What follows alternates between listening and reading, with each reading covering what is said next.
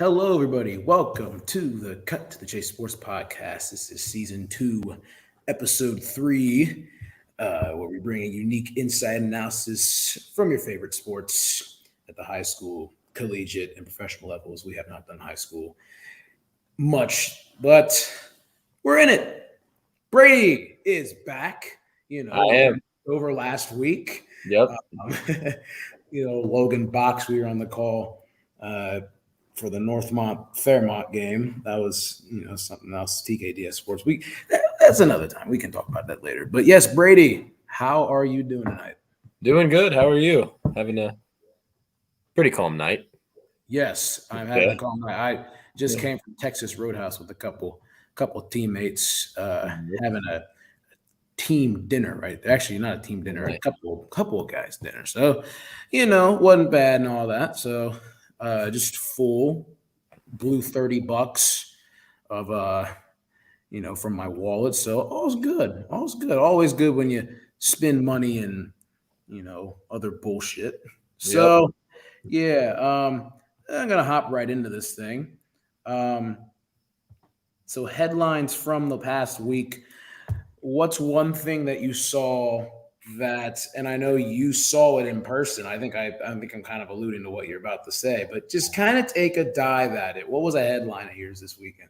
Ohio State's defense is putrid. I don't know what the word to use is. It's not good, and I don't know how much it can be fixed.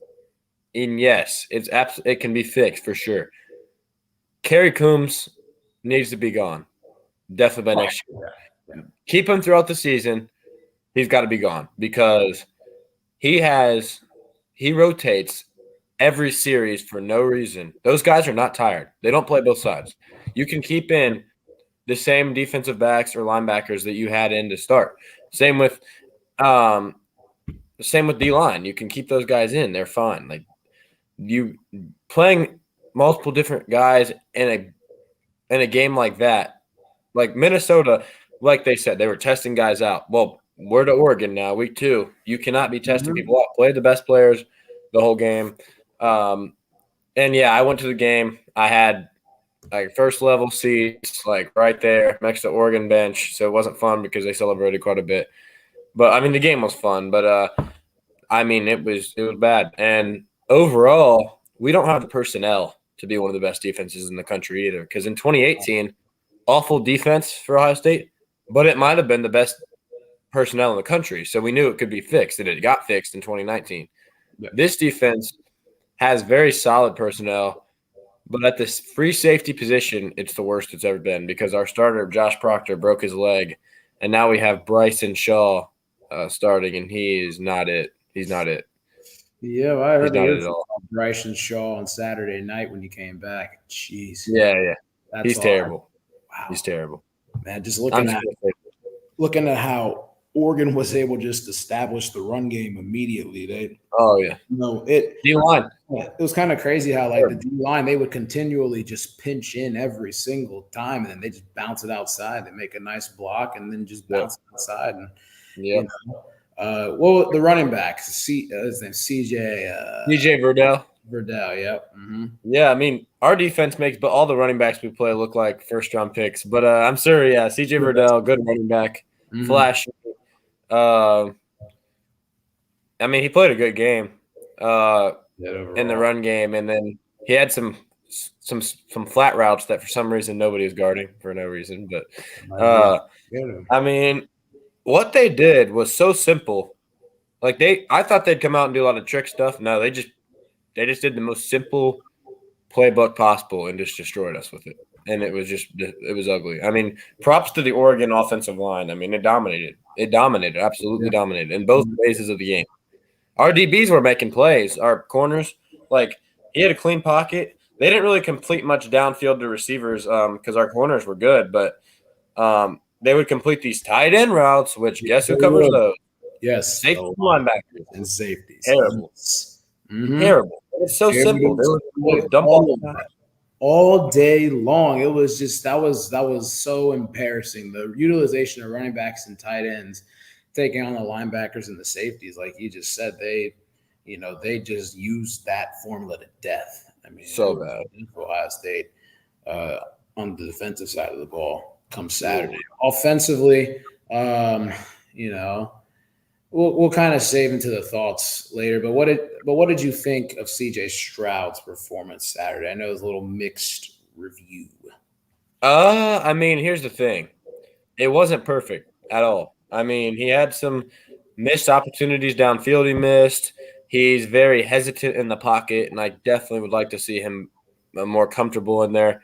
But there's really not much like you cannot put him in these situations. He's trying to fight back from a 2-score deficit because our defense is terrible. I mean, and it's his second game starting, and he threw for near 500 yards. What else can you ask for? You can't ask for anything else.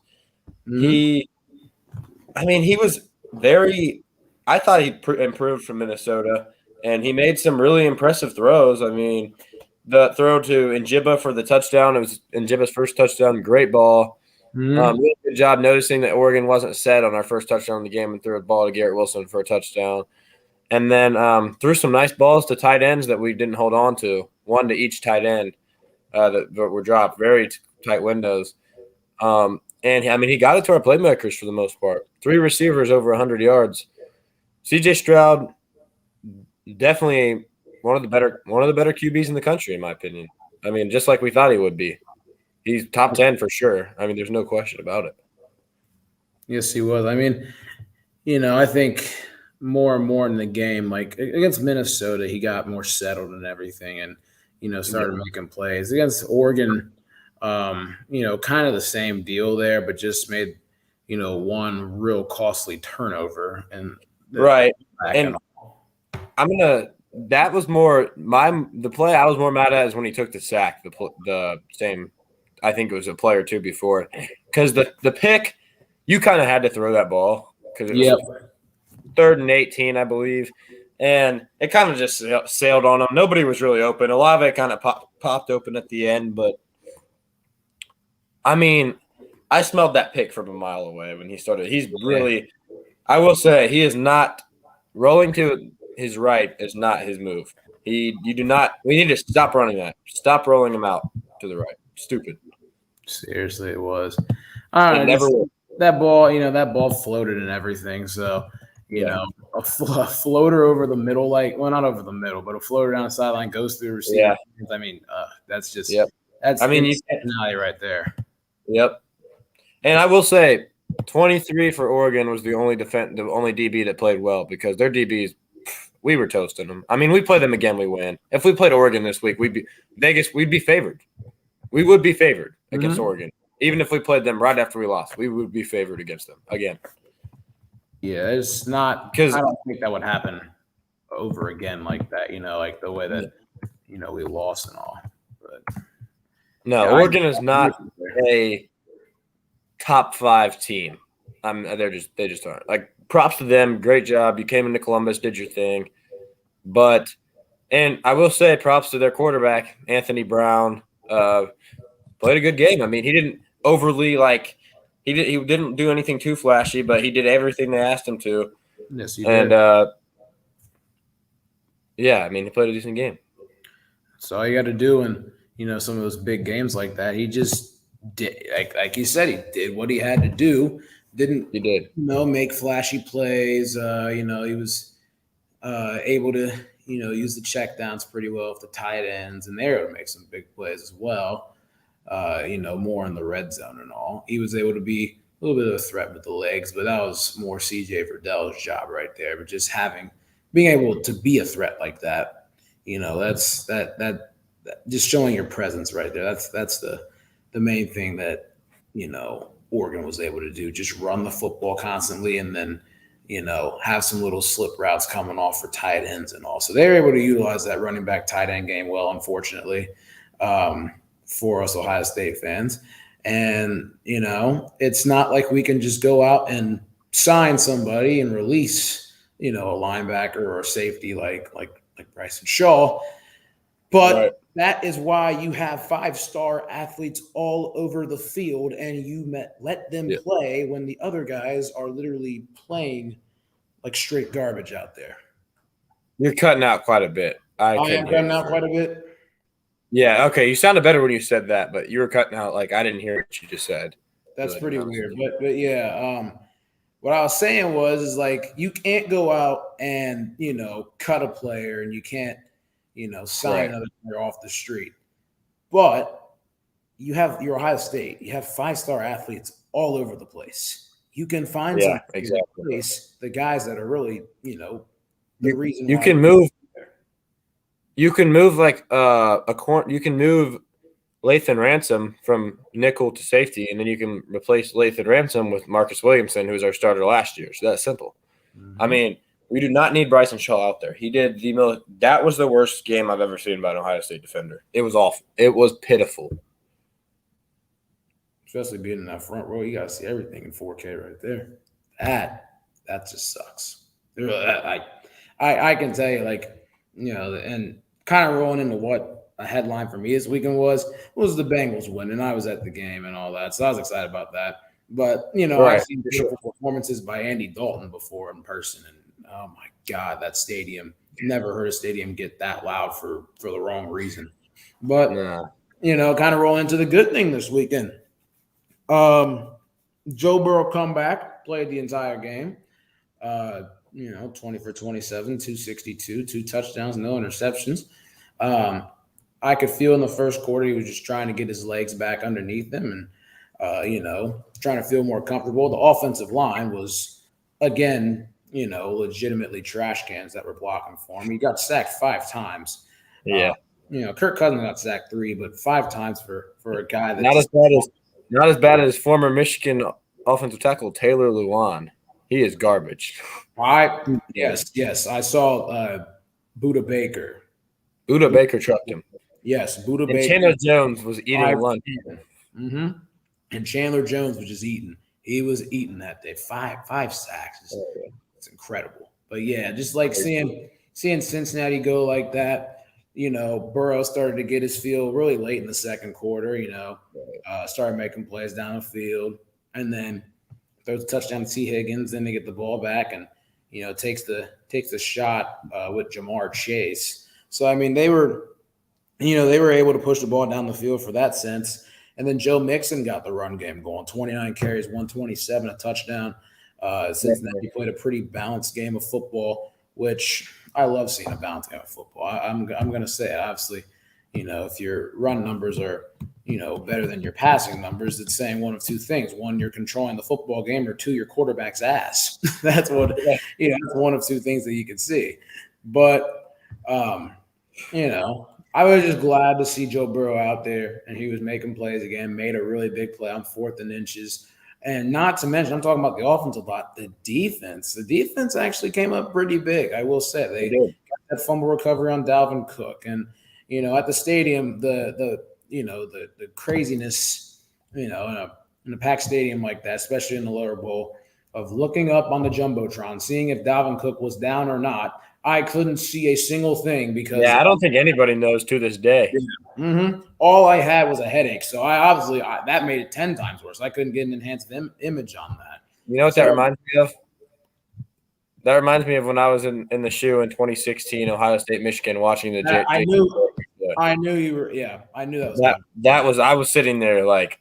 My life, I felt like my life depended on that replay because I didn't know how I was going to be able to handle losing that game, and thank God we won it. But with the call, and that's the thing when it comes to the rest, the call on the field, and it comes to a situation like that, will stand. That's right. What's going to happen, and normally, to our demise, so in the NFL for the Bengals, we don't normally get those, but we got one on Sunday, and it really determined the outcome of the game. But overall, the defense played well. They were flying around. Had a couple sacks. I really liked the addition that we took from your pro team, Mike Hilton. I liked his addition as a nickelback. He played pretty good coverage. He was able to rush pretty well. We got good defensive players. Yes, you guys do. To pass it around if you guys want to. I mean, that's all right too. It'll make us better and all. But we'll talk about that in week 3.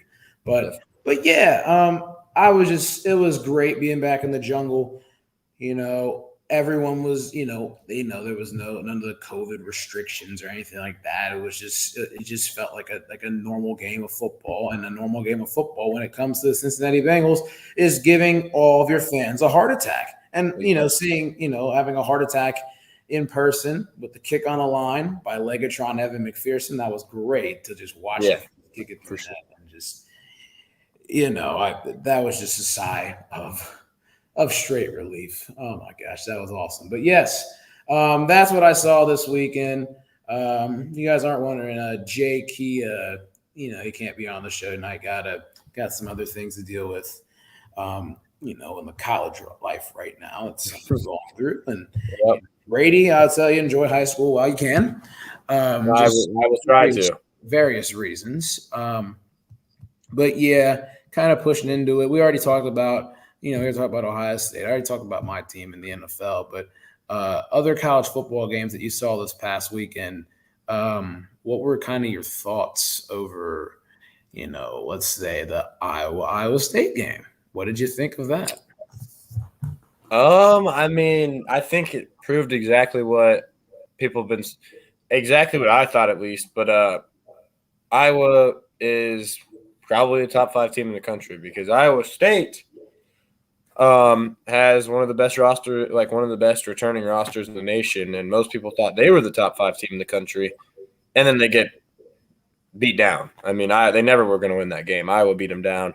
And Iowa's been rolling. I would say Iowa has a top 3 defense in the country. I would trade our defense in a heartbeat for Iowa's, if that makes any sense. They were flying around out there Saturday, had that big touchdown off the fumble recovery and all. So. Oh, yeah. They have like 4 defensive touchdowns already or something, 3 or 4. And they just get the ball and they score. They're deadly. And offense, they scare them right there. If Ohio State's not going to lose another game in the regular season, I'll tell you that. They're going to be ready. But guess who we may – the one team that scares me is the Iowa Hawkeyes. Are they going to be able to stop us completely? No. Their DBs cannot hold us.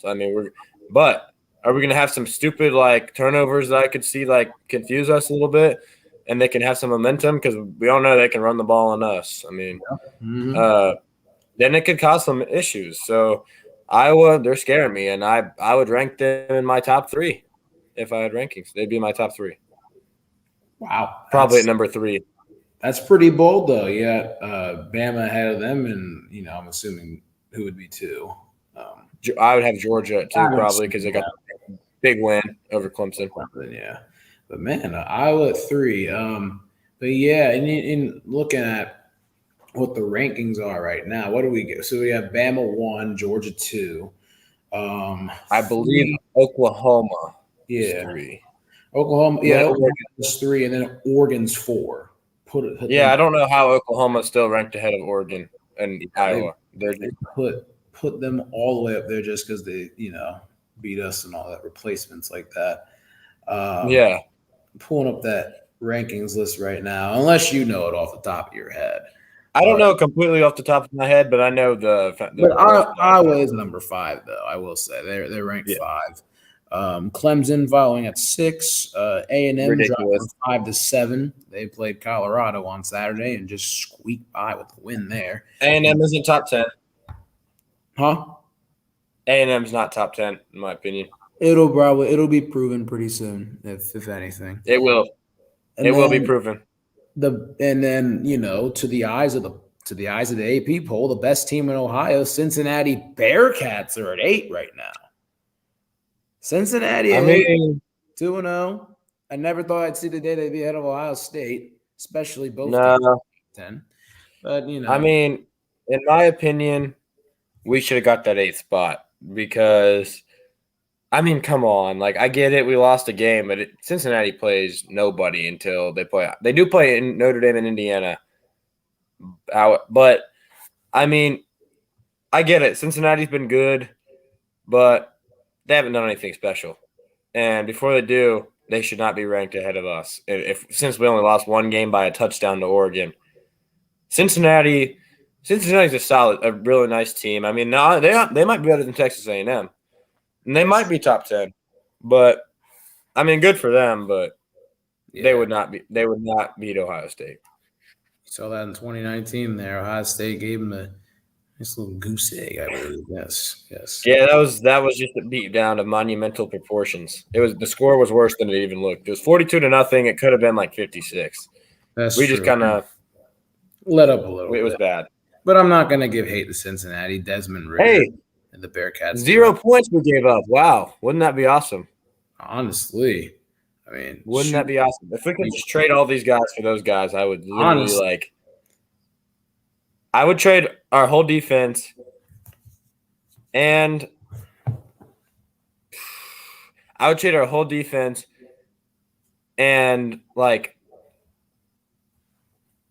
Chris Olave for that defense. I don't know. I actually don't know if I trade Chris Olave, but what a wager right there is just Brady's dropping. Defense and Jeremy Ruckert. How about that? Jeremy Ruckert. Do you think they would accept that trade though? They probably would not accept that trade because being a tight end it's not fair. Man, that really he's a good tight end. But man, he's taking all the crazy wagers. All right. I'm not gonna hate on you like that. I just came up with that randomly. I'm not sure. For real. I could tell. I could tell. Yeah. Pair of Big Ten teams lining out the end of the top 10. Ohio State at 9 and Penn State at 10. Penn State's got a big game. They play Auburn Saturday night. And then number 11 we're looking at Florida and Notre Dame, respectively. We're going to get into those games in just a little bit right after our big interview with Josh Appel, who, works with Sports USA Media with the radio and all that stuff. We're going to have him on in just under 10 minutes. We talked a little bit about the NFL. I went on about the Bengals, but overall on Sunday, after your recovery from the Ohio State debacle, what did you see around the league that caught your eye? So I did still watch football all day. It didn't stop me. Ohio State's loss. I thought every time Ohio State loses, I start saying like, "Wow, I'm done," but I kept going. But what I saw is I'll start with the Bengals. I'll give my good game by the Bengals. They're a very solid team. Okay. Might be in the best division in football, maybe. And I'm going to give you a good game before. I'm going to give your team a good game. Thank you. Until we get to week 3, then I'm going to be we're going to be mortal enemies coming. We will be. We'll have to be that. Yes, that'll be fun. But yes, I'll give your kudos there. But in Buffalo and all. I'll go with the AFC. I'll start with the AFC North. So Browns wise, I mean, they look good. They should almost beat the Chiefs. I mean, not much to say. They choked, but I will say in last episode, I will say I did not predict Nick Chubb would have a big fumble that would impact the game. But I did say Baker Mayfield would have a late turnover that would lose them the game. That was late. It was. I think I said the third quarter. But I mean, I know he's just trying to get the ball out of bounds on that last drive. But man, oh man, he fell and tried to make a play and all that, but just fell up a little short. He did fall short. Yeah, it was kind of nice to see because it was. Oh, definitely. I'm not a huge Baker Mayfield fan, but overall, they look good. Yeah, they had a good showing. I will say they had a very good showing. They look like a good team. Yeah, especially the start of it. They I didn't get to watch. I don't actually the one play that I watched from that game because I drove home from the stadium. One play I watched that game was Baker Mayfield throwing that pick. I was getting updates. I was getting updates, from Chad. He was just giving me updates here and there. So he had the game on the phone, but I was like hearing this. I was like, and the touchdown Browns. I was like, oh crap. Okay, well, all right. So just kind of weather like that. But yeah, the Browns. They're for real. They're people if they're talking about the Texans, they're like, oh, Texans are 1-0, Browns are don't do that. No, don't do that. Right. But yeah, what about the Ravens? What'd you see from the Ravens? I mean, they didn't look that good. I mean, they were lost to the Raiders, and Raiders, they draft the wrong guys every year, so you shouldn't be losing. And Derek Carr, I mean, did not play very well in the first half. He was trying to force the ball to Darren Waller, and then didn't throw it to him when he was wide open at one point. Yeah, like they focused on Waller a little too much, but then they got rolling, and like Lamar has to hold on to the ball towards the end. I mean, he is not a very good pocket passer. It was ugly. He might be one of the worst pocket passers in the entire NFL. Saw a stat, CBS Sports. Over the last calendar year, 51 quarterbacks have thrown for 250 plus yards, and there were a host of names on there, which were like, "Are you kidding me?" And Lamar was not on that list. Lamar is not, wow. I'm pretty sure I saw Mike Glennon on that list. That's saying something, right? Jeez. Obviously, it could be garbage moments, but still, that's saying something. I mean, Lamar's such a great athlete. He's able to make plays out of the pocket and everything. Right. You know, he can throw on the run and all. He can. But I mean, I think I would take any of the other three quarterbacks over him on my team in the division. Like if I wanted to looking at the overall scheme of things, I think I could agree with that. When you're looking at if you want a pure pocket passer, you're not going to take Lamar Jackson. No. That's just not going to happen. Because teams, I mean, the Raiders figured him out. People have figured him out. Yes, they have. They were on him. Like he could not run, and they completely stopped him. He was nothing. Mm-hmm.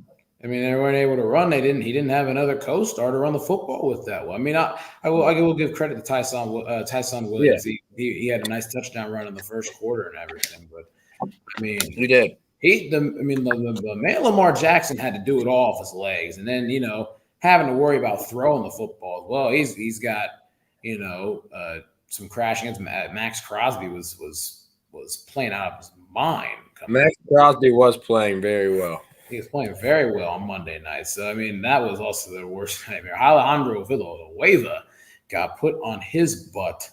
Glad he's gone. I forget it was like third or fourth quarter, but wow. Yeah, I'm glad he's gone. Yeah, I know. The Steelers love-hate relationship there and goes to the division rival, which is interesting. But yeah. What did you see from your team on my team? Yeah. Very pleasantly surprised. Supposed to be one of our down years, and I feel like every time people underrated our roster a little bit. I mean, you look at our pass rush. We have Cam Hayward, Mark what's his name? Drawing a blank. Melvin Ingram and TJ Watt. Yeah, that's true. They were like three of the top 6 pass rusher grades in the NFL week 1. And I mean, it's pretty deadly. Josh Allen did not look like, from an opposing perspective, he didn't look very good. And he was trying to just force stuff deep that just like Diggs. Diggs would run deep. Minka would be all over it, but he would just fire it downfield anyway. It wouldn't be picked because he overshot it because he can throw it 90 yards. But yeah, really. I mean, I was very Josh Allen a bit. It honestly did. Rookie Josh Allen in a way. He would beat Patrick Mahomes in a throwing competition, like deep, like not accuracy, just chucking it downfield as far as you can. Josh Allen has that crown, but he does. I mean, I thought we made him look. I mean, I still think he's a great quarterback, but I thought we made him look worse than he is, which is what your goal is against a really good quarterback. Exactly. And then offensively, I mean, it didn't look awesome, but we had some. Deontay Johnson had a great catch, which normally doesn't happen. Normally he's just very fast. And then Claypool had a couple great catches, but that's what he's known for is his hands. Oh yeah, Chase Claypool was able to get up there. Maple Megatron. I'm not going to call him Megatron, but yeah, he gets up there though. He made a couple of nice plays. A really nice catch though. He did. Yeah. Yep, definitely. So we're gonna wrap up that NFL talk show. We're gonna do picks. We're gonna do college picks. In a little bit. We're also gonna do NFL picks as well. So that's how we're gonna spend the last portion of time. And we are going to add into the stream right here, Josh Appel. What is up? How's it going, guys? Thanks for having me. Thanks for being on. Of course. Happy to do it. Good to have you on for sure. Just for the people at home that'll watch this and everything, just if you would give us a little bit of background info for the people that aren't really familiar with you as you're coming up through the ranks and all. Yeah, sure. So right now working as the public address announcer for the Miami Marlins down here in South Florida. Also a play-by-play broadcaster, do the NFL for Sports USA Media on national radio, and then I also freelance and do a bunch of other things for different outlets and sports and things like that. So I guess I would just describe myself as a play-by-play broadcaster and a public address announcer. So that's awesome. Went to USF in Tampa, University of South Florida. Graduated in 2016. Did a year at FIU, their flagship radio for a year, and then got started with Sports USA. So here we are. That's awesome. It really is. I saw you do, like a couple of games with like Fox Sports and all that stuff. Like you kind of bump around and stuff like that, which is just cool though. Getting off the ground and just calling games just out of college and everything, and in college too. It's South Florida, correct? And yeah, which is ironically not in South Florida. It's in Tampa. But for clarification, when the university opened in like the mid-50s, it was the southernmost public university in Florida at the time. So that's why it was called USF. And then FAU and FIU became a thing, and that went out the window. Took that name real quick. Yep, definitely. And, knowing you're the Marlins PA announcer, like you just said, did you start this job this year or how long? Yes, this is my first season working for the Marlins. It's been really fun. Definitely, especially with the finally full schedule. Not COVID still has some impacts and stuff like that, but at least working a full schedule and everything. Yeah, it's normally my off seasons from football are pretty light, so it was nice to have something consistent to do from April, until now, first weekend of October. Hard to complain. You go to the ballpark 81 nights a year, sometimes during the day, and you get paid to say words to a microphone and watch some baseball. It's hard to beat. That free entertainment right there. That's awesome, Exactly. Especially in a great city like Miami and all that stuff where weather is never really a problem, but it's hot. But that's about it. You could take that. You could take the heat. Everybody could take the heat a little bit. But yeah, so being that Marlins PA announcer, you're around baseball and everything.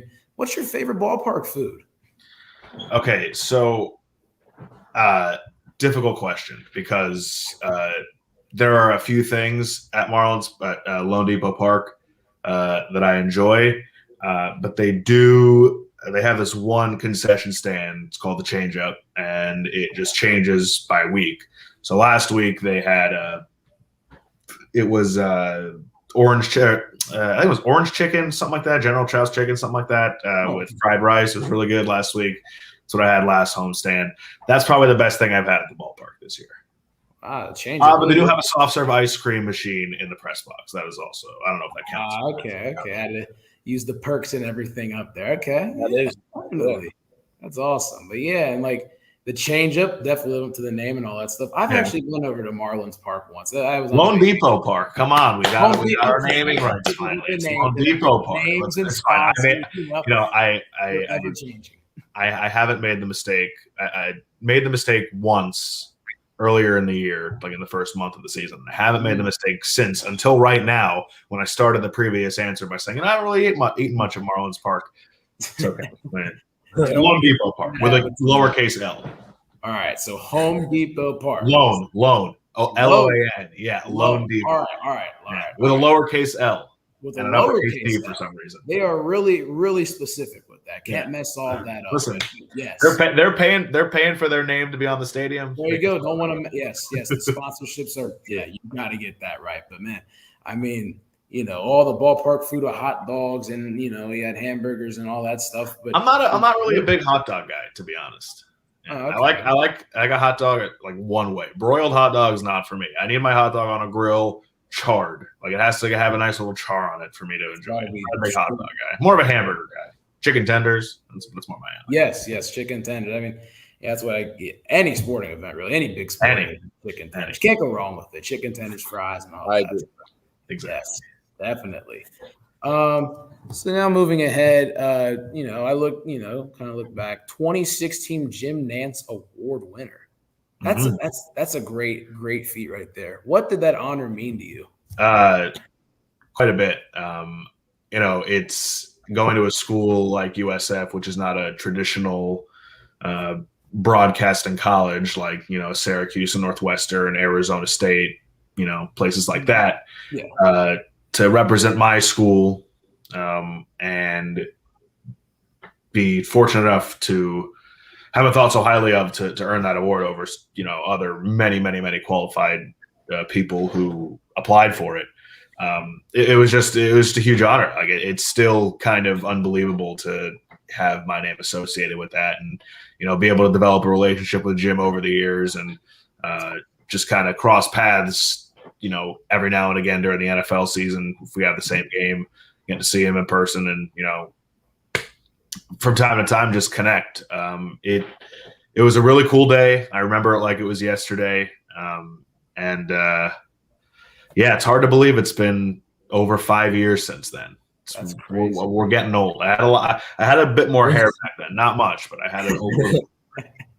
Oh man, that's awesome though. It really is. How did that process how did that process work? So I remember I wasn't even going to apply for it. I've told this story a few times. Okay. One of my friends at the school, he was the voice of women's basketball and baseball for USF, and he went to Syracuse, so he was familiar with the award and whatnot. He's like, why? Before a basketball game, we were in the arena talking. He's like, why wouldn't you apply? What's the worst that happens? And I was like, you know what? That's very true. That's true, yeah. So I poured over, my audio from, football, basketball, and baseball, trying to find the perfect 3, segments to use. Yeah.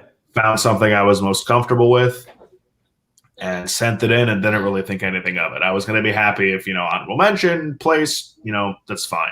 The expectations were low, just because I know of the other talent around the country. And there's, there could sometimes be some of that imposter syndrome a little bit, where, you kind of question whether or not you actually belong in that, conversation.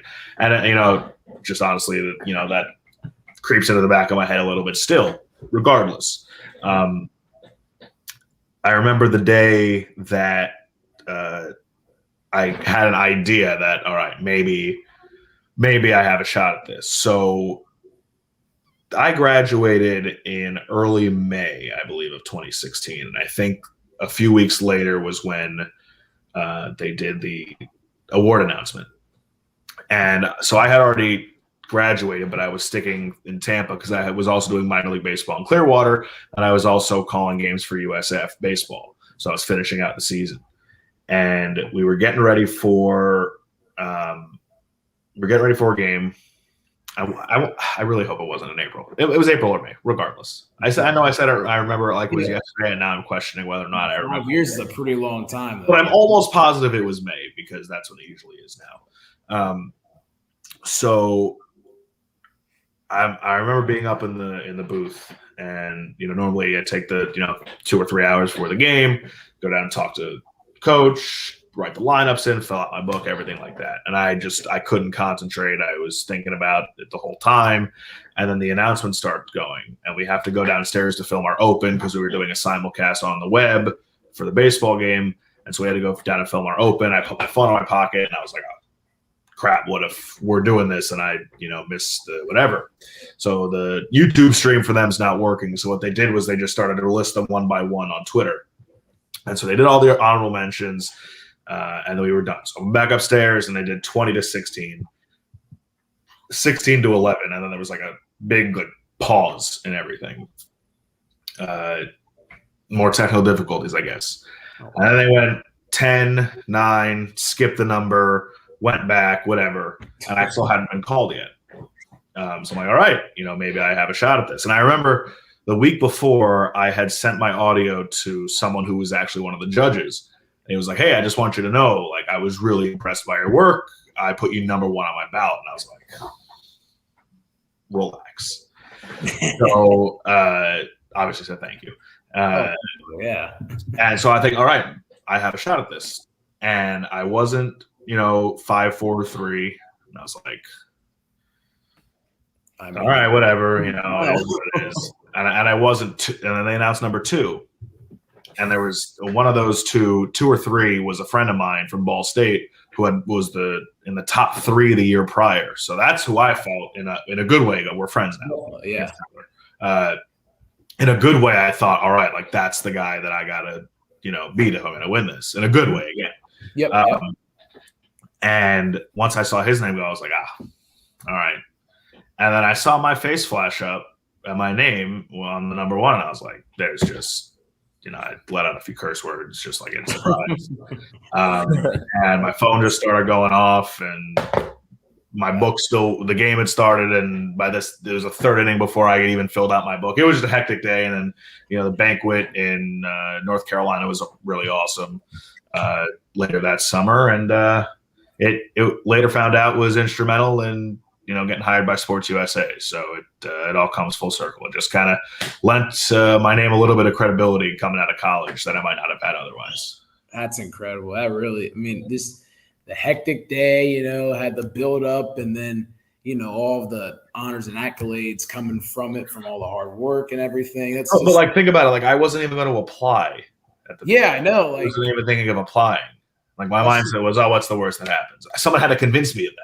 I know it's weird how something big like that, you're thinking about it, and then so like, oh, what's the worst that could happen? Or someone just they just kind of drop something, and you're like, all right, cool. And I owe it to Mike Lefkow. That's the guy who told me to apply. Really, he deserves more credit. Definitely, got to give credit where credit is due, for sure. That's great to hear. It really is. And you're talking about when you're calling games, and you'll if you like have the same game with Jim Nantz, or have the same game with a Joe Buck like you did this past week. Yeah. And you guys just do normal day games, correct? Just to clarify. Yeah. So we have a doubleheader every Sunday. We do a game at 1:00 and a game at 4:00. So okay. We have a few other play-by-play broadcasters that work for us, including my boss. He was in Buffalo, and then I was in Jacksonville. Obviously, it's supposed to be New Orleans, but yep. Yep. That's great, though. Yeah, definitely. And just coming off of that Packers game, we were talking about Packers-Saints game. What were some thoughts that you had on the quarterbacks in this one? Aaron Rodgers and Jameis Winston, who, from the media, national media, looking as though that they switched roles and that they had a Freaky Friday situation and just kind of played. Yeah, it was a really odd game, and I was actually really high on Jameis coming into this year.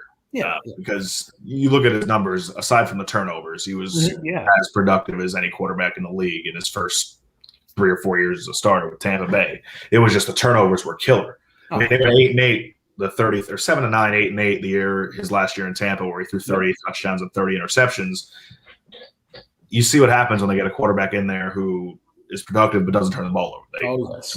Obviously, Tom Brady is a different level than Jameis Winston, but the point is the turnovers killed it. There was always that talent, but the turnovers were just the worst on a really good team, clearly. Yeah, they were a very good team. But he made the decision that he was going to go to New Orleans and sit for a year.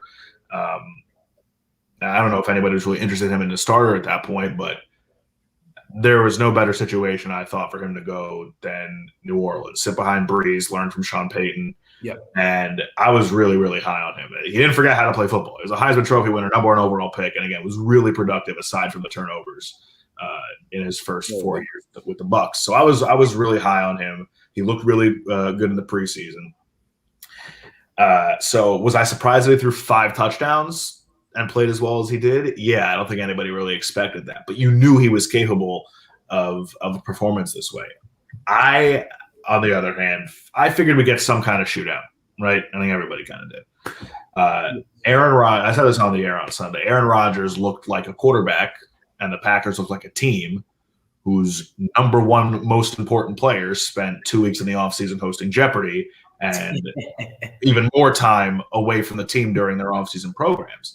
And granted, he's a Hall of Fame quarterback, first ballot, 3-time MVP, one of the best to ever do it at his position. So I'm not saying that, for him it's the most important thing, but I mean, the story of the offseason for them was Aaron Rodgers. Would he be back? Would he be somewhere else? Would he retire? And that takes a toll on an organization. And then not saying that he needs to play a ton in preseason, but didn't play in the preseason at all, was only really playing during camp and in practice. I actually don't even put it all on him. He wasn't great on Sunday. That was one of the worst games I've ever seen Aaron Rodgers play. But it's not like he had places to go with it. Like the Saints schemed him up pretty damn well, and they couldn't run the ball early. They took that away. Yes, they did. And Rodgers was trying to force things, and it would just, it seems like he has one or two of these clunkers a year. Remember last year in Tampa Bay, they got blown out early in the season. Like it happens from time to time. Ultimately, I think they'll be okay, but I did not expect him to play that poorly. It's the worst season opener he's ever had. This is a team last year in September that averaged 40 points a game in the first month of last year. They won 6 straight season openers. Aaron Rodgers is, I think it was like 4. Please hold on. I gotcha. He, let's see, last 6 opening games, 1,500 yards, 14 touchdowns, 1 interception. Like, he doesn't play that way. What in the world, though? Like it was just, I don't think anybody could have expected. That just came out of nowhere. It really. Yeah. And again, credit the Saints. They schemed them up well. They played fantastic defensively. There was really nowhere for him to go with it. They played really, really well. So credit the Saints more than anything. It was definitely jarring to see how poorly Aaron Rodgers played. It's one of the worst games I've ever seen him play. Oh yeah, for sure it was. And looking, apparently that Florida Heat got to him. Apparently, looking at last year's game against the Bucks. I mean, there's not much talent. I'm trying to figure out ways to rationalize it, really, and that's where the offseason stuff came into play, because obviously we know how great he is. He doesn't look like that very often, and in the first game back, after everything that went on in their offseason, put 2 and 2 together. Yeah, definitely. And before I let Brady ask the next couple of questions, the press conference itself, where they're contradicting each other. There you go. I mean, Matt. You got Aaron Rodgers. Like, it's just another game. Just he's up there at the mic being monotone as he normally is. It's another game. Here's the thing I would say about that though. While it's not a great look that they were contradicting themselves, Aaron Rodgers has a lot more credibility with that fan base and in general than Matt LaFleur does, even though LaFleur was 26-6 in his first 2 years as head coach. A lot of that probably has to do with Aaron Rodgers, but they were clearly a good pairing together. They had an unbelievable season last year. I think the coach there has to be a little more hard, because I'm with Aaron. I do think that it's an anomaly. I think he's going to be fine. They're going to be fine. I do. I mean, they got Detroit, but it was not a good look at all. I'm with you. Definitely. Just I mean, and like you said, he's been not in this situation before exactly, but bad games happen. And I think he knows. I think he knows what what to do. Like, it's another game. Also the famous quote of RELAX. And normally not through a first game of the season. More games. There's 16 more games. Yes, there's 16 more games and extra. Yes, the extra game too. But I mean, I think he'll get things turned around. I mean, I personally thought that it would, the first game, it would take some growing pains. Not growing pains, but just take a couple hits and all that stuff in general. But I mean, look, they were dry. It was 17-3 coming out of halftime. They were in the red zone. They definitely in the third quarter. Yeah, and that's where the game swung. The Packers didn't have a single red zone turnover last season, and they had 2 on Sunday. But including the interception, that he got hit trying to get it to Devontae in the crossing route. That changed the game. That pretty much ended it. I mean, that was going to make it a 1-score game.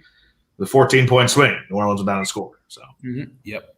And, you look at you think about it. I mean, the Saints defense is ever since they made the playoffs back in 2017, had this string of things. The Saints defense has been one of the best in the league. People don't really talk about it a whole lot. And the crazy thing about their defense too is you think of what they lost on the defensive line. Sheldon Rankins is gone. Trey Hendrickson's gone.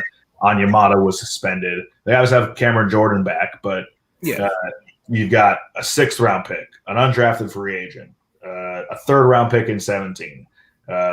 College free agent Marcus Davenport, who was a 1st-round pick, college free agent on that defensive line. Demario Davis, Quan Alexander, really good. But then a 7th-round pick, Kaden Ellis, starting at the other linebacker spot. Marshawn Lattimore, we know about him. But they're decimated at cornerback. So they signed Desmond Trufant, who was cut earlier this offseason. They traded for Bradley Roby, who was suspended. Like, there's Marcus Williams, a 2nd-round pick a couple years ago. Malcolm Jenkins at the back end of his career. Still a productive player, but at the back end of his career.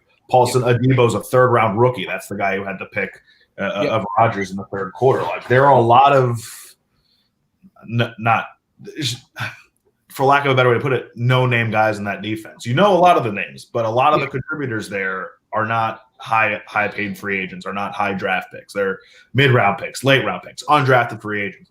Dennis Allen's done a really nice job with that. Yes, he has definitely done a great job. I remember he coaching with Oakland a while ago, but yes, he's done a great job at that DC in New Orleans and all. Another question. So, what game do you got this week? What game are you on? So I'm actually the Marlins are at home this weekend, so we have a 3-game series against the Pirates, and I believe my next NFL game will be Week 5. All right, sounds good. So we got some Marlins conflicts coming up. So. Yep, got the back end of the season, the far end of the season, and everything for the Marlins. Yep, Brady, you can ask these next couple questions if you want to go ahead. Alrighty, so what is your personal favorite stadium or arena to announce in? So I've done a game at the Swamp in Gainesville, growing up a Gator fan. That was really cool. Right, Lambeau is amazing. Oh, I bet Lambeau's amazing. Lincoln Financial Field in Philadelphia is a really cool atmosphere. I mean, really, any venue is a great place to go. But I mean, I'm trying to think. Like Gainesville's up there. Colorado Boulder is a cool atmosphere. It's got that kind of real college feel to it. Right. One of the only Pac-12 schools I've been to.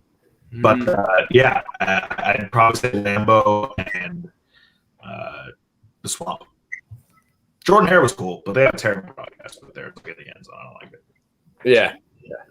I mean, I wish. Yeah, one of my definitely Swamp's on my bucket list because I'm a big college football fan and I go to a lot of Ohio State games at the Shoe, so I always try to find stadiums. Tough one last week, yeah. For sure. And then another question is, what's a bit of advice you would give to someone who wants to get into a sports broadcasting profession? Ask a lot of questions. Say yes to opportunities and try and get as much experience as you can, and then get feedback. How are you going to get better if you make the same mistakes over and over again? And you have to go in with the mindset knowing that what I'm going to do here is not a finished product, and it's probably not going to be great or it's not going to be perfect, but the experience and the reps, you'll get better each and every time. I mean, I'm assuming you guys both play sports, same deal, For sure. Have a game, you watch film, correct whatever's on film, boom, take it to the next one. Same kind of idea here. I listened back to the broadcast from Sunday yesterday, and I was just making some notes, self-critiquing. Then I'll, later on in the year, I'll send it to, guys that I trust to give some good advice and things like that. Things that I still do. So I would just say, get as much experience as you can doing things like this, ask a lot of questions. And then when you have the opportunities to go on site, to work these games, eventually when you go to college and you get these opportunities, be kind, don't be someone that other people want to work with. Be a good teammate. That would be the other. For sure. Most definitely. That, great advice to take away, especially that's something that I want to do. That's the reason I asked that question. I didn't know if Brady was also into that too, but definitely into it. Not sure if I'm set on it, but I'm into it. Listen, it's tough. It's not easy. It's very competitive, and it's easy to get discouraged at times. But you put the time in, you do the work. Like anything else, it should pay off. It's when I was in high school, I was doing TV production stuff. I was doing Ustream broadcasts when I was a freshman and sophomore with friends for just to do it. I was interning at radio stations when I was in high school, and then when I got to college, first thing I did was get involved with student radio. And so, it's all about putting yourself out there and taking chances on yourself and, making the most of whatever opportunities that may arise. And again, like this is a great start. Doing things like this young, you might not see like, we're just having a conversation here. And really all that this is having a conversation about sports. Like that's what we do. Exactly. And so, any kind of experience you can get in a broadcast setting is huge. And the idea that you're doing it now and you're asking questions, you're reaching out to a bunch of different people, it's already a good sign of things. Definitely No is. doubt. No doubt. It definitely. And we really appreciate you coming on the show and everything. It means a lot and all that stuff. Yeah. Thank you. We're going to get into some game picks coming up and everything, but great for you stopping by and everything, Josh, and just wish you luck on the rest of the Marlins season and the rest of the NFL college season. And, we'll definitely keep in touch. Yeah, for sure. I was going to say the same thing. I make sure you stay in touch. Good talking to you guys. Thanks for having me. Have a great Thank you. Have a great rest of the show. Yes. Yep. Thank you. We will. Have a good one, guys. Thanks. Thank you too. Yep. All right. That was an interview right there with Josh Appel, Sports USA Media right there. That was, good takeaways and everything. What'd you think about that, Brady? Oh, it was a great interview. I mean, he seemed to be on top of things. You can tell he, knows a lot about sports and would be really good at his job, just the way he acts. Like he went through us interviewing him, he had an answer immediately for every question, and even went further on some than which is a good thing. Definitely. I mean, we're just and that's the whole concept that we're for the show. Like we're doing a show. Like we we're trying to give out information about sports, our own type of takes and everything. But we're just talking about sports. We're just having a conversation about sports on YouTube and everything. And it's just we just find this is fun. This is fun to do.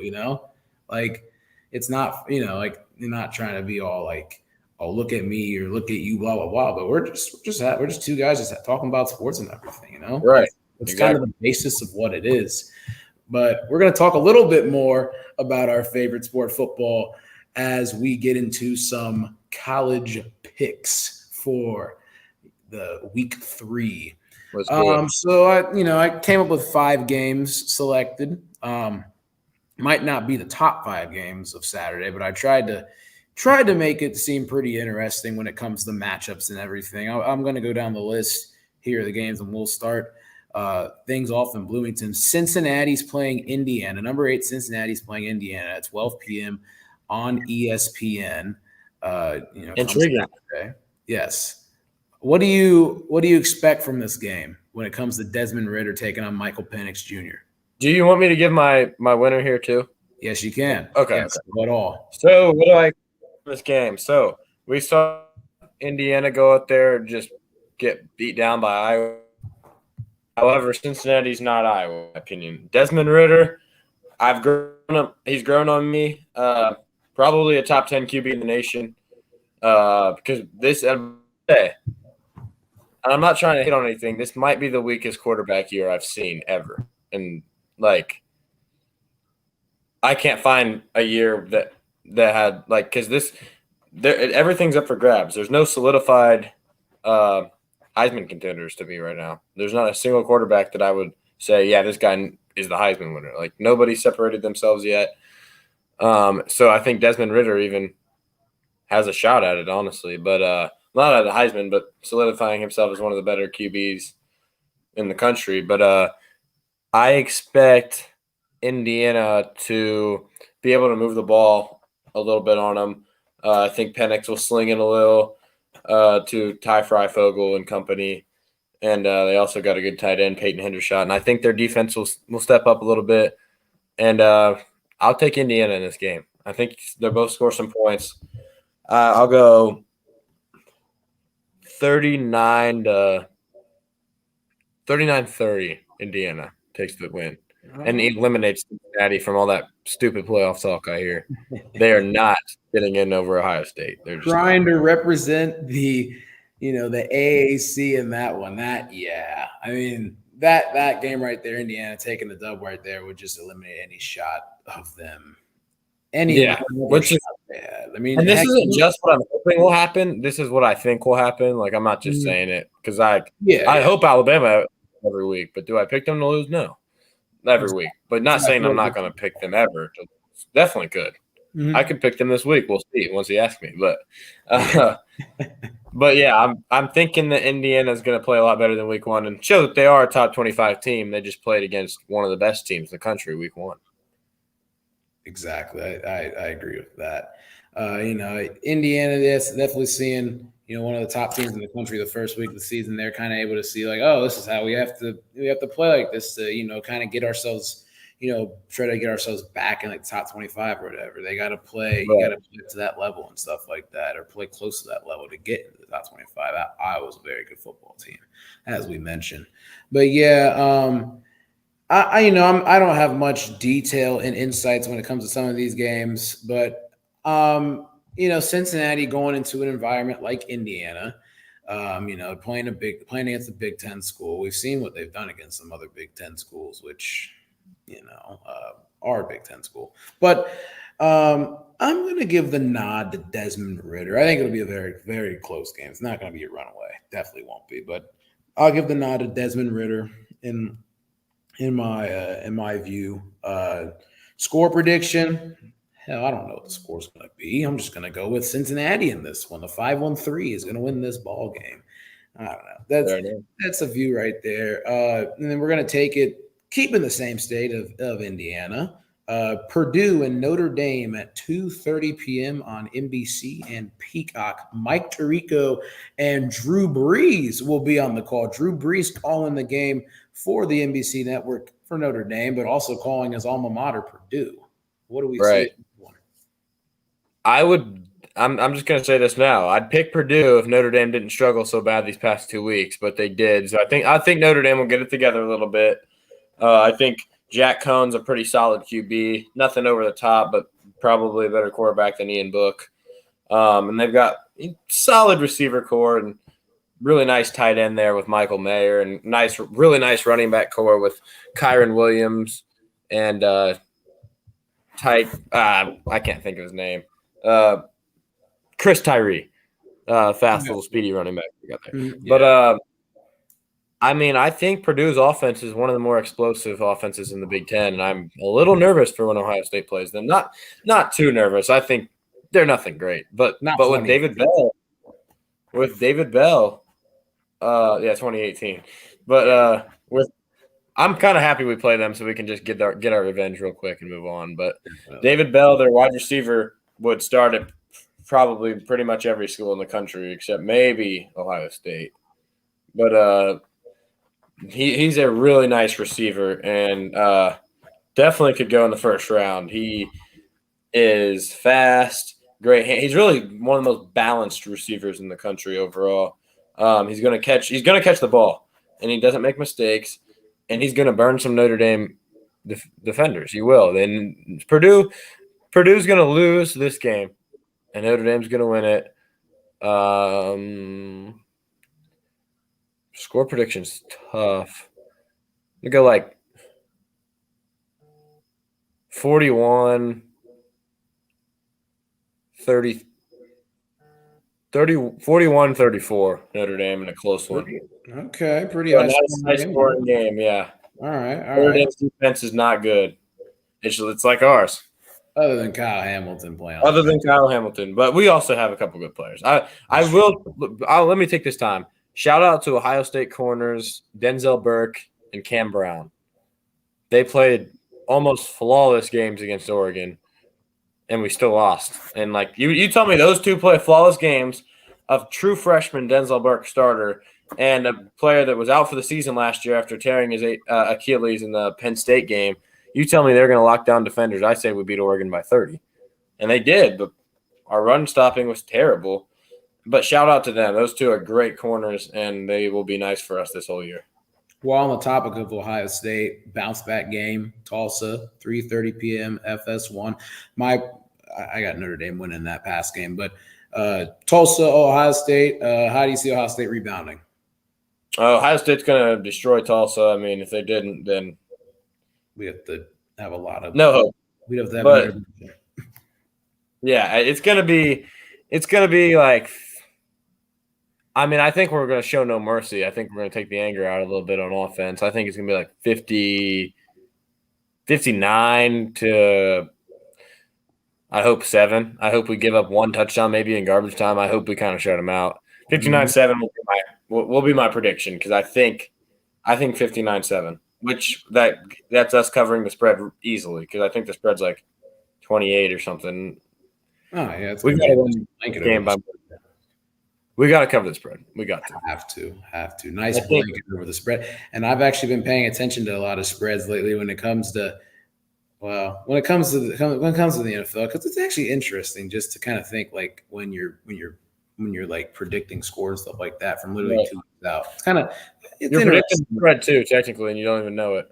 That's the thing. It's actually it's interesting to take a look at and all stuff like how are they making these assumptions and all that. But yes, Ohio State should easily cover the spread, put a nice blanket over top of things, and then the other 3:30 game, which is the big 3:30 game, Alabama going into the swamp, Florida, number 1, number 11. There's no Mac Jones, but there is a guy named Bryce Young in there who is taking college football by storm. There's no Kyle Trask. There's no Kyle Pitts in Gainesville anymore. Probably more thankful Kyle Trask isn't there.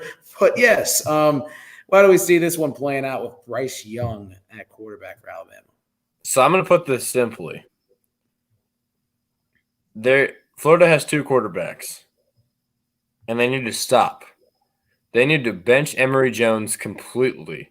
Emory Jones isn't good. And their other quarterback, Anthony Richardson, may be one of the best in the nation. And I watched his film today, actually, like full in depth, like most of his snaps from this year. Yep. It has an absolute cannon and is impossible to tackle. He has like three 50-plus yard touchdown runs this year. I didn't even know he could run. I thought he was their gunslinger. And this dude can throw bombs over people's heads accurately. I mean, he literally has the potential to be one of the best quarterbacks in the country. So I think if they start Anthony Richardson, Alabama's in big, big trouble. And I'm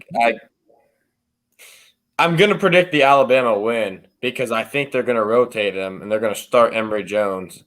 And it's going to be like too big of a hole. Yeah, it's going to be like 41 to 28. It's going to be a solid win. If they roll with Anthony Richardson, I could see them winning it. I could. It could be like 45-41. Florida. I think it could be a high-scoring game again. I'm still going with the Alabama because I'm also predicting here Florida's rotation at QB because they've got some weapons. They got some fast guys out there at receiver. They don't got Kadarius Toney anymore, or Trayvon Grimes or Kyle Pitts, but they've got Jacob Copeland, and then they've got some young guys that they can hold their own. And then they got a nice corner, Khalil Elam. But yeah, it's a tale of the quarterbacks. I think it's unbelievable that Anthony Richardson isn't their full-time starter because it's not even close to who's better. Like I think I know they're the ones at practice, but like come on, I'm watching them play football.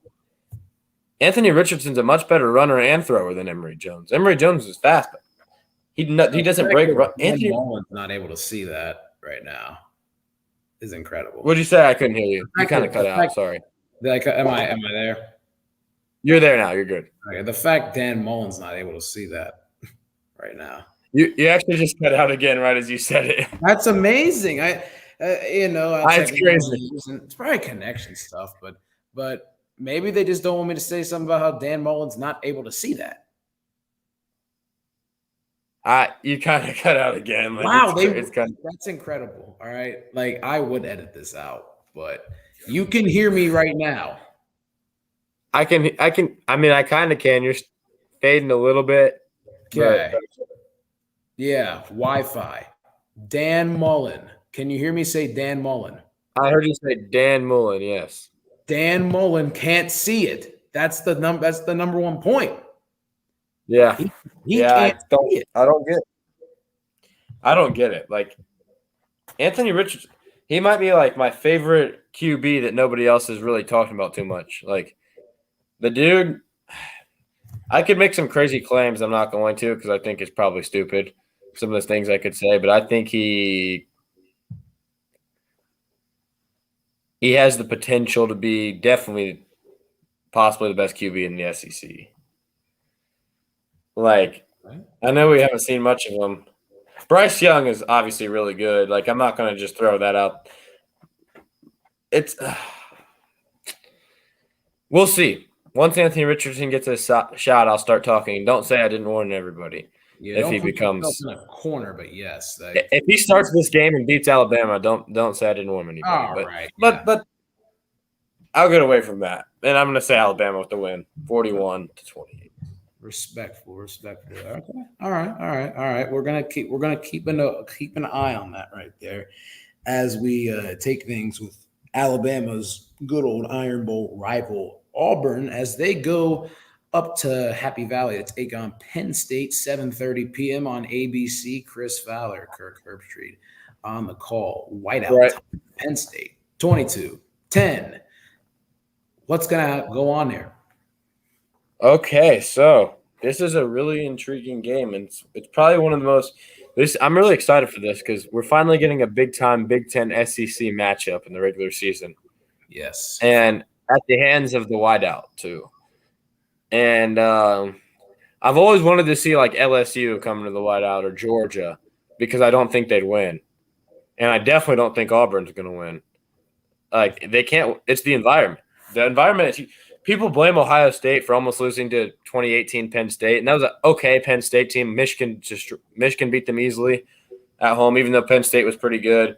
But we had to come into the whiteout, and we snuck out. Anytime you can defeat the whiteout, it's good. But even if they're not good. Last year, let me tell you this. Last year, everyone knows Penn State wasn't great. If they had a whiteout game, if they had the ability to have fans, they win over half their games. Yeah. And Auburn's not winning. Bo Nix, so Auburn's played two absolute cupcakes, Georgia State and Akron. Those two teams are terrible. And Auburn's put up 60 points in both of them. Bo Nix, everyone's like, oh, wow, Bo Nix might be good. No. What do you think Bo Nix? Bo Nix is obviously going to look good against them. Bo Nix is – and his stats on the road are way different than his stats at home. You look over, he struggles on the road big time. And on this environment, Penn State, they might make it a game. They got weapons. Auburn, they both have pretty similar teams talent-wise. Penn State might be a little more talented if you look back at the rankings, recruiting rankings and stuff. I think that Sean Clifford steps up a little bit with this big crowd. I think that Jahan Dotson plays a big game, and I think they're going to be able to run the football in Auburn a little bit. And I think their defense absolutely comes out and just smacks Auburn in the mouth. And I think it's going to be like, let's go with 33-17 Penn State. I think they get a nice W over Auburn to get their season just rolling, and they solidify themselves top 10. It's going to make that Penn State-Ohio State game that much more fun when it comes to late October. It will. Smacking an SEC team and sending them back down south saying, get the hell out of here. That's what's going to happen. Mm-hmm. And the fact that it's just Auburn. Like, the SEC fans probably think Auburn would win the Big Ten, but here we go. Finally, they're going to see. They're going to see. They will see on national television, too. This is a big game. It's the big game on television. And I'll just say, I hope they get embarrassed. I hope they get absolutely embarrassed. This would be a huge win for the Big Ten, right? They got to show them that's what it is. It's Alabama and everybody else in the SEC. Big Ten is, Ohio State, but then you also got other competition like Iowa on the West, and then Penn State is still able to compete. Oh yeah, it's a pretty loaded conference when it comes to football. SEC overall, SEC is the best conference when it comes to football. I'm gonna say overall they are, but when it comes to a big drop off, but it's not by the margin that their fans claim to be. They claim that Kentucky would win. They claim that Clemson would go 7-5 in the SEC. No, it's like no, they wouldn't. Clemson would have years that they would go undefeated in the SEC. Oh my! Did you really? They just would. say that? Did they really just say that? Yes, there's plenty of SEC fans that say stuff like Justin Fields is trash and that he couldn't hang in the SEC. Clemson would go 7-5. Ohio State would go 8-4. Kentucky would win the Big Ten. Man, it looks like they spiked Jack Daniels. What the hell? Yeah. Jeez. Oh, I've heard it all. I've heard That's it some all. strong stuff they're drinking down there in the South. It's delusion. That's it. Wow. It's crazy. I mean, I'm not Can't surprised that some of the schools down there, they live, breathe, and whatever else you do to football on the side and stuff like that. But they like some of the listening, just tactic. It's just that's ridiculous. All the ridiculous accusations. I'm not surprised that some right down there they take football like way too serious. We love football, but geez, they think it's a lifestyle. And they're like, oh, Clemson, blah blah blah blah blah blah, and all that. Yeah, I don't even know. I'm like ad-libbing right now, but yeah, that's I hope the SEC gets it put to them on Saturday night. That would be nice to see. I'm excited for it. Definitely, I'm excited for it. Got to find because, in my opinion, this year the two conferences are pretty close, like real close. Because you go at the top, you got Ohio State, even though we just lost to Oregon. Yeah, Ohio State, Alabama. I mean, people are going to say, "Oh, Alabama's the best team in the country." We don't really know that yet. It probably is, but Miami's not good. We saw that when they almost lost to Appalachian State this week. We'll see how good Alabama is after this week. I'm sure they're really good. I'm not saying they're not, but we can't say they're clearly the best team yet. And then you got number 2. You got Georgia, Iowa. Both teams. I'd be a coin flip. I think either could win if they played right now. 3, probably Penn State, A&M. I think Penn State wins easily. I don't think that's close. This could be 4, a big tone setter, man, right here for the Big Ten. It's a huge tone setter, especially like with this, like the early season matchup like that. Yeah, that's what it is. Yeah. Oh yeah. I'm excited. Penn State, Auburn. Doesn't get much better. Gonna be a good game. Doesn't get much better than that early season matchup, But yeah, that's what we're gonna look at on Saturday and everything. When it comes to the games, check local listings. These are all gonna be nationally televised games, though. So, but yeah, so looking forward to Saturday, seeing some of these teams play as we move ahead to Sunday. First, we're gonna start with Thursday, which is tomorrow. The Giants, we're moving to the NFL. The Giants are taking on the Washington football team. Both teams are 0-1. Danny Dimes, he looked like the same Danny Dimes out there, running and fumbling and stumbling and bumbling. That's what it was. Rhyming and everything, But yeah, Danny Dimes not looked good when it came to Sunday against the Denver Broncos. Washington played against the Chargers, lost 20-16.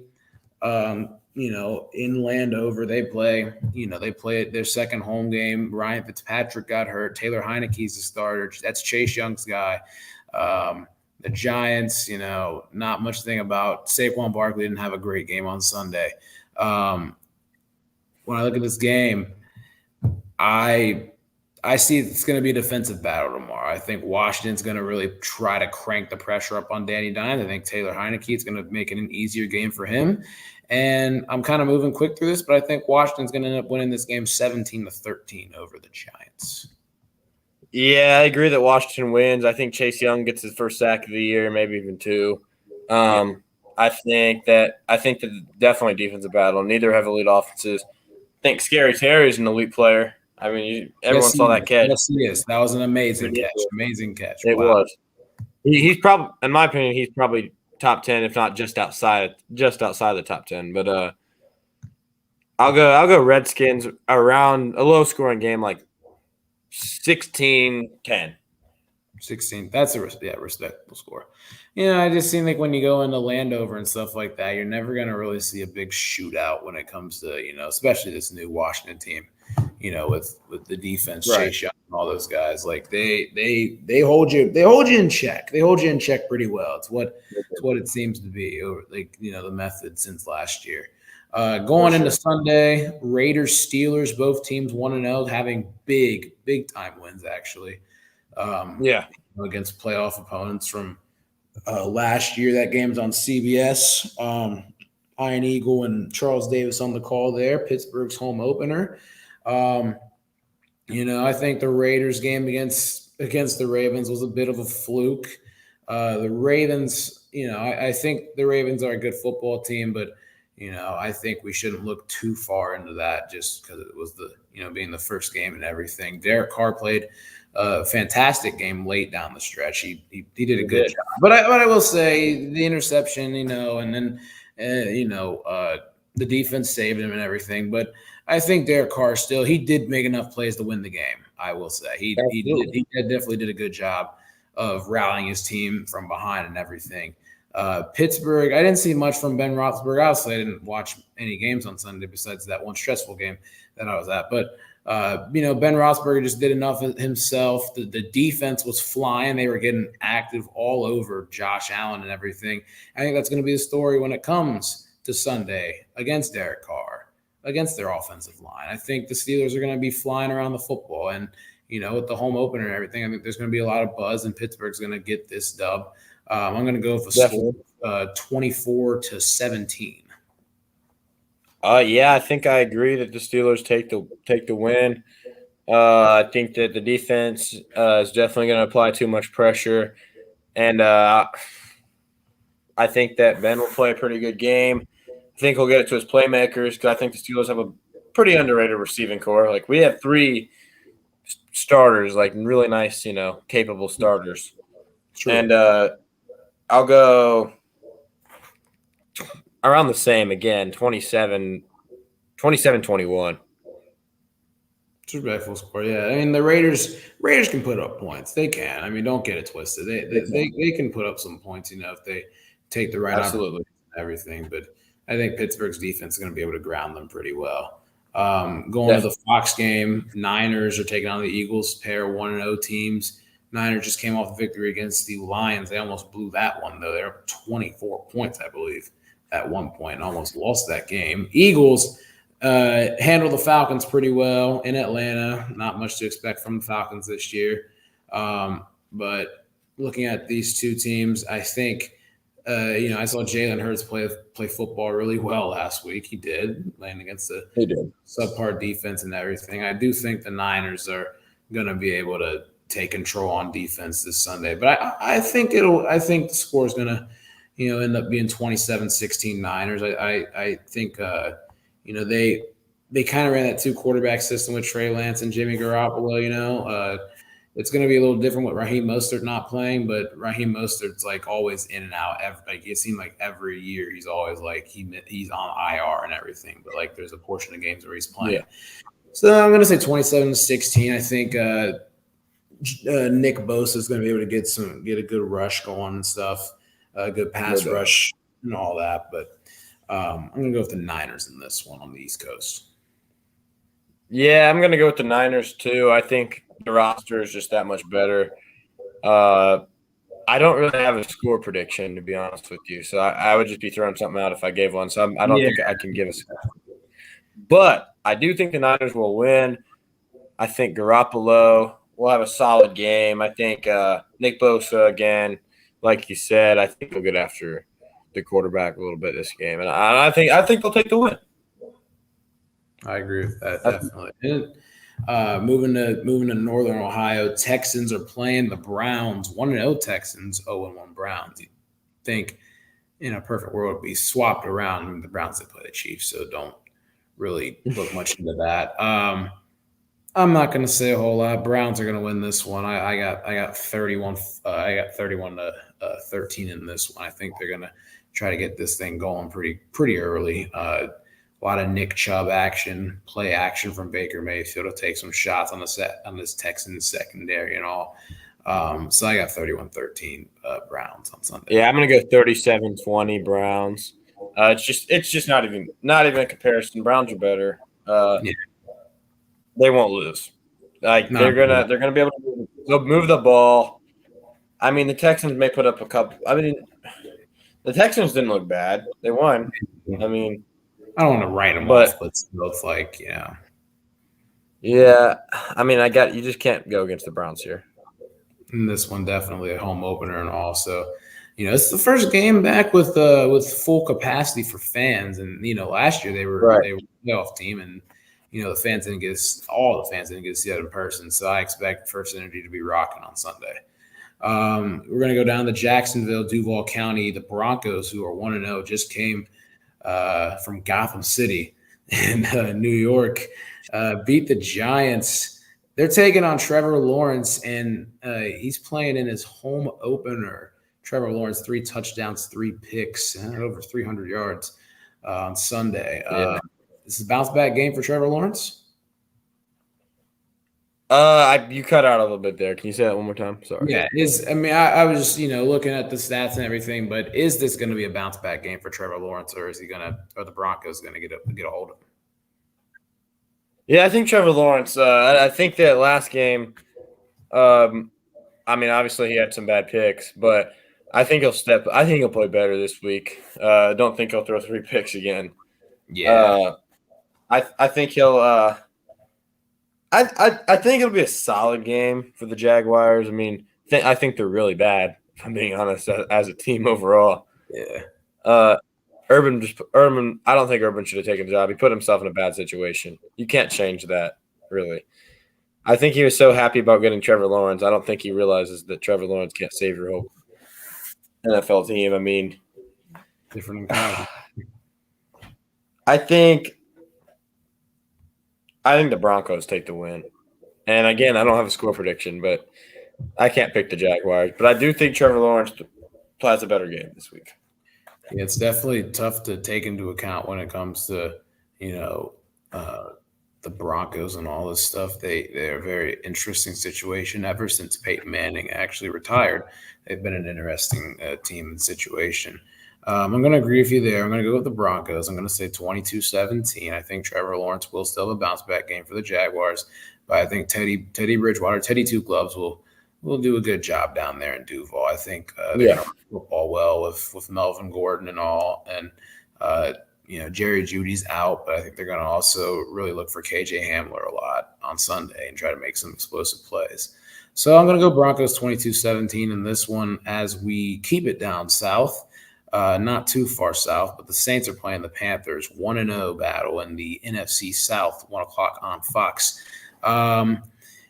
Jameis Winston, as we saw on Sunday, 5 touchdowns, but less than 150 yards passing. Stuff doesn't really add up there. Sam Darnold, pretty good game, and playing against his former team. Which one carries their success more through week 2? I think Jameis Winston does. I think. I don't think he's a bad QB, even though he did throw 30 interceptions in one season. I think I like the way he just takes shots downfield. I really wish my guy Michael Thomas was playing because I think he'd be in the end zone quite a bit, and I think he would have a lot of catches. Again, Yep. He really – I feel like he'd have a huge year, and he'd solidify himself as a top 5 receiver, which I do think he is. And he's a lot better than Julio. Julio is overrated because I know that used to be a comparison between the two. Yeah. He's way better than Julio. Julio is just old. I'm sorry, but he's not what he used to be. That's true. So I'm gonna go Saints. I think Marshawn Lattimore locks down whoever he's on for the Panthers because I feel like it'll change a little bit. Yeah, it will. And I think that Cam Jordan and the Saints get after it a little bit. I think the Saints take the dub. And I'm going to go 28-20. 28-20. All right. Yep. Respectable score right there. I'll take it down a little notch. I'm going to go for 27-20 there. Just one little point. All right. So I do think Winston's going to be able to attack downfield and everything. The run game, Alvin Kamara, I think he'll get things going pretty well. That's just kind of a basic input there. So I got the Saints in this one 27-20. We're kind of going to move through things a little quicker. Rams, Colts, Sunday. I'll be at the game, work concession stand. Wish I could watch it more, but there might not be much to watch after the Rams' performance on Sunday night. I've got the Rams in this one. I think Matt Stafford, and then they're gonna really hit the ground. Like, they're gonna hit the ground, and they're gonna be going. All right, they're gonna be going 100 miles an hour on offense, defense. They're gonna be bringing pressure at Carson Wentz. Looking at score wise, I could see 31-17 when it comes to the Rams over the Colts. Yeah, that sounds perfect to me, actually. I think I'm going to go with the exact same score just to have a little bit of, have fun, by the way, at the game. Yes, I'll definitely. Try. Yes, it should be fun. Yeah, I think the Rams are a much better team overall. I mean, the Colts have a solid roster, but they do. I think the Rams are like a top 5 team, I'd say. Yeah, exactly. In my opinion. Yep. And look at the Colts, like they have a tough schedule coming out. They really do. I mean, you had the Seahawks last week, this week, both home games. Week 3 they play the Titans. Who knows? I mean, the Titans overall should be looking pretty good though. Like once they get off the ground, and then they play the Dolphins in Miami week 4. So I mean, the Colts have a very tough schedule to start off with, and if they kind of got to weather this stuff, and they're playing the Rams, who are like I said, top 5 team in the league right now. Right. Expect things. So yeah, we both do agree on this Rams Colts game like that. Bills Dolphins though in Miami. Bills are 0-1. Dolphins 1-0. I think the Tides are going to switch, and I have the Bills. Yeah, me too. In this game, I'm going to go with a nice score, 37-28. Though I think the Dolphins are going to put up some points in that department, but I think Josh Allen's going to get back to being Josh Allen, and Stephon Diggs is going to play a really big part in this game. Yeah, I'm going to go. Like 24-7. The Bills are going to take this win. I think their defense. I think defense is going to absolutely get after it this game against the Dolphins. I think Tua is going to play really bad this game. I just feel like this is going to be the game where everyone wants them benched. Like I can just see it happening this weekend. Deshaun Watson wings. Yep. And I just think 24-7 Bills. I'm not going to disagree with you with the prediction there, with the Bills coming out on top, and then looking at another AFC East matchup, Patriots Jets. I think the Patriots overall, Mac Jones is. I mean, Zach Wilson played a good game Sunday. I got to give him credit against the Patriots. I just think the Patriots are a better team. I'm not going to really put a whole lot of emphasis into that. I think the Patriots are going to get things done when it comes in Meadowlife and the Meadowlands. See, I said Meadowlife, MetLife, whatever the hell else I just said. But I'm going to go 20-10 Patriots. I don't think it's going to be anything big, but I think Zach Wilson's going to try to keep this a close game. But the Patriots kind of break away a little bit toward the end. Yeah, I'm gonna agree with Patriots winning. Here's another one. I really don't have a score. Some of these are. Really I guess I'll throw one out. Yeah. I don't really have one to be honest, but I think the Patriots win it sort of handily, not by a lot of points, but I don't think it's going to be much of a fight to the last whistle or anything. I think Mac Jones outplays Zach Wilson in this one. Yeah, I think Zach Wilson. Belichick has a way of getting into rookie QB heads. I feel like. Yes, he does. I believe that was Baker's rookie year, right? When the Patriots caused a lot of turnovers. Second year, but yeah, first full year stuff. Second year, okay. But young quarterbacks, anyways. I feel like Zach Wilson throws a couple of picks this game, and I feel like the Patriots win it. To the Patriots secondary, off of them especially. Bless you, good sir. Yes, you get the allergies or whatever, But yes, I do agree with the Patriots taking this one, moving down, going up to the Windy City. The Bengals, my Bengals are 1-0. First time since 2018. They're taking on the Bears, who are 0-1, getting down by the Rams. Don't call it a homer pick, but I think Cincinnati's going to extend this thing to 2-0. I think we're going to get this dub. 23-17. It's going to be a close game. I think Joe Burrow is going to have a fine game, just as long as they protect them better than 5 sacks worth on Sunday. I think we're able to attack their secondary. I think we can. I think Jamar Chase is going to have a nice day again, but I think we're going to see Tyler Boyd get involved. So I'm going to go Bengals 23-17 right now. I know you have a couple thoughts depending on who the Bears are playing at quarterback, but it looks as though Andy Dalton is still going to have the reins right now. I think that I'm going to go ahead and say the Bengals are going to win. I'm going to agree. That probably makes you happy. It will. We'll see the results Sunday, hopefully. It will make me happy. You kind of cut out there. What'd you say? Sorry. I hope the result makes me happy Sunday. I could care. Oh, yeah, definitely. I feel like it will. The joke, yep. But, yeah. I think that the Bengals are really lucky that Andy Dalton's the quarterback. Oh, we are. But we are lucky. I'm going to say that Justin Fields is going to come in and kick our ass, but we have had some problems with rookie quarterbacks in the past. I mean, I think the Bengals win it. I think the Bears are just not there they're not good with Andy Dalton. Andy Dalton is he's not that he ever was like anything special. He's Bears fans want him gone for a reason. Oh, they do. They didn't want him there to begin with, but yes. They never wanted him. They booed him in the preseason, which is really ridiculous. You shouldn't do that, but yeah, you should support your QB. But like, you can still want him gone. You just don't boo him when he walks out there. You gotta hope everyone plays good that walks out, basically. For sure.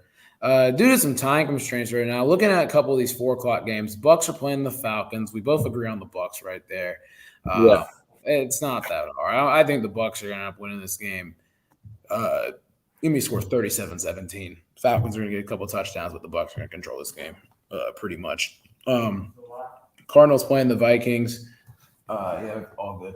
Yeah, Cardinals playing the Vikings. I'm going to say 31-24 Cardinals. I think the Vikings are actually they can keep up.